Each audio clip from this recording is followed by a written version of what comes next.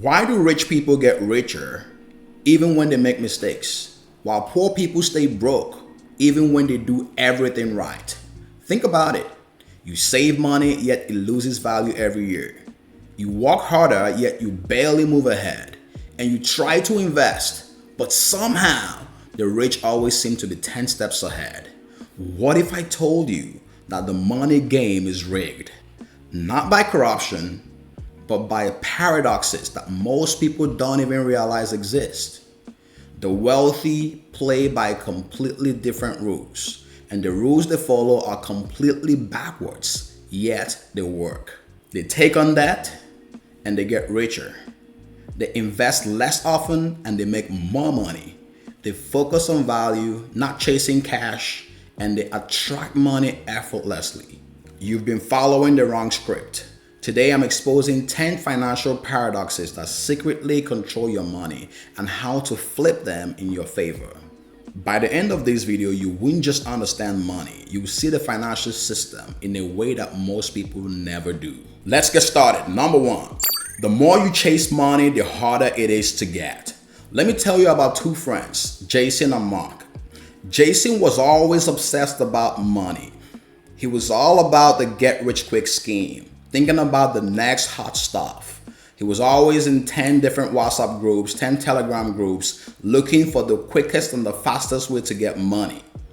He's tried everything you can think about: crypto, trading, Amazon FBA, drop shipping, e-commerce, and what have you, the next shiny stuff, shiny object syndrome. He had it all in the quest to get money fast. Meanwhile, on the other hand, his friend Mark was just locked in and focused on building a skill that will pay him for life. Mark spent years honing his skill in negotiation. Mark became so good that he started to attract companies. People were coming to him to represent them in negotiations. He became so good that people were literally throwing money at him to be on their team. Meanwhile, James was always in hustle mode. He never had anything set up because he kept jumping from one stuff to the next every year. He was trying something new. While this seemed very good, the hustle mode did not seem to pay off because guess who got wealthier? Mark got wealthier. The moral of the story here is you don't chase money. You have to position yourself to be a money magnet. You have to attract money. You have to be the source that people come to because you've built the skills necessary to attract money. So don't chase money, attract money. Number two, the paradox of wealth and happiness. Most people think money is the goal. It's all about freedom and fulfillment. You've heard about top celebrities, music stars, actresses, actors take their life. Heck, you've heard of businessmen, billionaires, millionaires take their own lives. So does this tell you that money equals happiness? No, that's not the case. You want to focus on purpose, relationships, and progress. You want to enjoy the journey and not just the destination. Money is a byproduct of the service you've rendered to people around you. So you want to focus on locking your mind on enjoying the relationships in your life currently, enjoying the purpose, being fulfilled in your service. Because at the end of the day, money makes life easier. It gives you options, but it does not replace happiness in your life. Number three, the rich take on debt and it works for them. A lot of people are very divided when it comes to the subject of debt. Now you have to ask yourself, do you have good debt or bad debt? Or perhaps you have no debt at all. Depending on what you've been taught to believe, I'm here to tell you what the rich people are doing. The rich take on debt that grow their wealth.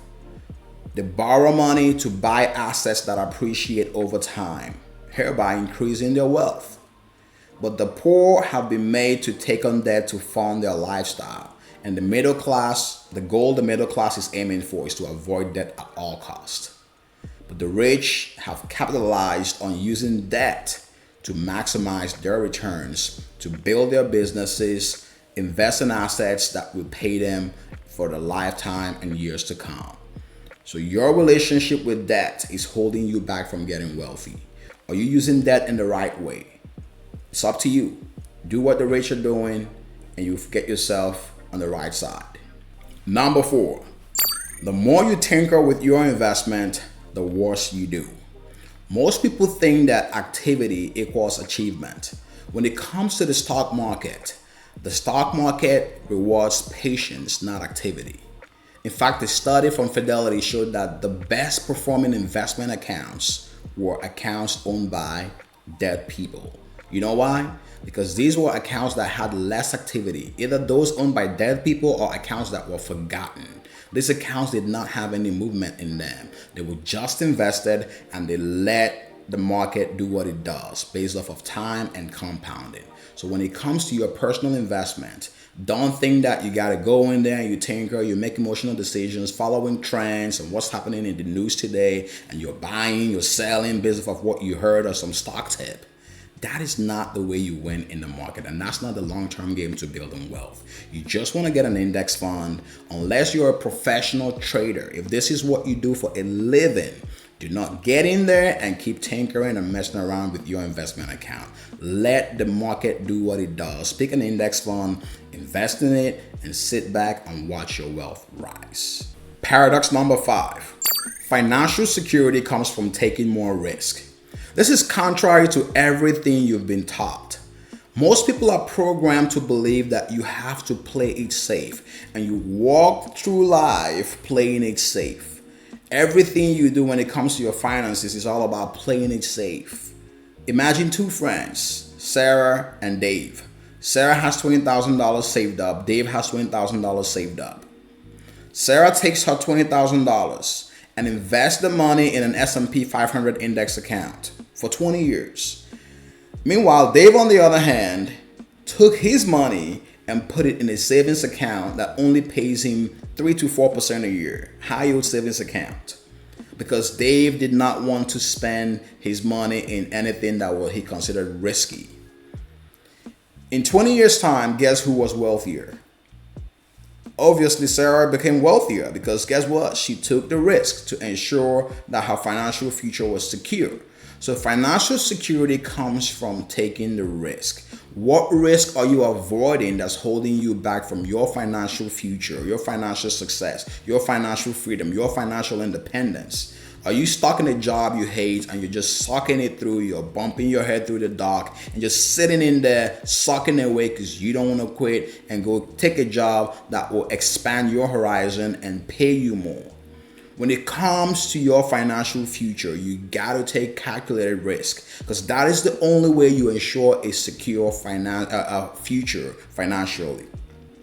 So one thing you got to take away from this is that playing it safe is the riskiest thing that you will ever do when it comes to your money and your finances. Paradox number 6.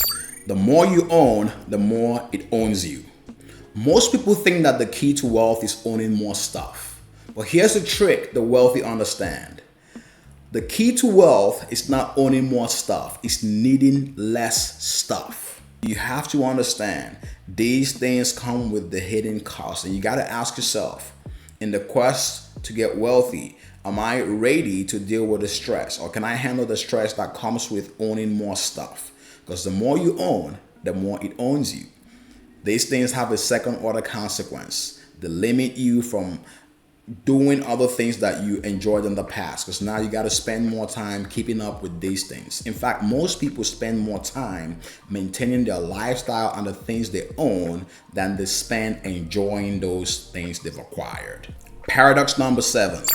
Inflation helps asset owners and hurts cash savers. Think about this. If your grandfather had $10,000 saved under his mattress in 1970, do you know how much that money would be today, 2025? It would be about $1,500. So the key here is inflation eats your money away. It decreases your purchasing power if it was never invested in things that appreciate, like assets, stocks, real estate, and what have you. So people who really want to beat inflation put their money in assets that produce income and appreciate over time. That's the only way you can hedge against inflation. So if you don't own any assets, think about getting assets today if you want to combat inflation, because inflation is not really your enemy. Not being prepared for inflation is the real enemy. Paradox number 8. The best investment strategy is the most boring one. Most people believe that picking the next big stock or chasing the next hype is the best way to make it, because you've seen people who ran up the market, they followed the wave and they made a lot of money. But that might be a one-time thing. That's not repeatable. When it comes to investments, the best strategy that you have to follow is the boring, consistent, and patient strategy. That is the one that will pay you the most. The grandma who takes $500 every month and puts in the S&P 500 index fund will outperform the young guy who is always chasing the next hype, the GameStops, the next big stock, by putting their money in all these stock hypes and just following Reddit accounts looking for the next big wave. So if you just lock in and you invest in the most growing things, the most fundamental things, which is the S&P 500 accounts anyways, index funds, you will outperform a lot of people who are tinkering with stuff and looking for most complicated strategies. Keep it simple when it comes to your investing, and you'll thank yourself in the future. Paradox number 9. Frugality feels like saving, but can prevent wealth building. A lot of people are so focused on defense, playing defense. When it comes to the wealth building game, you got to play defense and offense. There's nothing wrong with you saving or with you being frugal, but that is not the way to build wealth. I got to say this again. Frugality is not the way to build wealth. You cannot save your way to wealth, but you can earn your way to wealth. The guy or girl who focuses on just saving money, you got to cut costs in every corner. You can only cut up to an extent. But when it comes to your earnings, the sky is the limit. There's no limit on your earnings, but there's a limit on how much you can cut when it comes to costs and expenses. So you don't want to focus on just being frugal. That is not going to be your ticket to wealth. While you're being frugal in the right places, you're cutting out the $5 latte, the coffee, and whatever else you got to cut, the subscription, the Netflix accounts, all of that good stuff. Do not forget to look for ways to maximize your income. Do not forget to look for ways to earn extra money. Do not forget to build skills that would increase your earning power. Because at the end of the day, your best way to outperform someone who is being frugal and make the money that you need to set yourself up financially is for you to earn and outpace inflation. Last but not the least, number 10. Overconfidence with money leads to financial mistakes. We've seen this time and time again. When it comes to financial performance, the guys who are often overconfident make the worst mistakes. There's always something they're not seeing. There's always something that they think they know, but they don't really know. Even when it comes to fund managers, on average, the average fund manager underperforms the S&P 500 by 3 to 4% a year. And this is just according to studies. You want to take the time to be a curious and humble and patient investor. You don't want to get into this realm of you being overconfident, because once you start becoming too cocky, too confident, that's when you start losing sight of the basics, the fundamentals, or the things that once made you great. So you always want to stay humble, you always want to stay patient, and you always want to stay hungry for knowledge. That's how you win when it comes to your financial investments and the game of money. Most people will ignore these paradoxes and stay broke. But now you know the truth. The question is, what are you going to do with these 10 paradoxes, this information that you've acquired? Subscribe if you think any of these paradoxes have changed your perspective on money. And be sure to share this with anyone you know that needs to hear this today, because most people deserve to know the truth about money. And I've got a video here that you need to watch. This video will help you avoid the biggest traps, the biggest mistakes when it comes to your financial success and the game of money.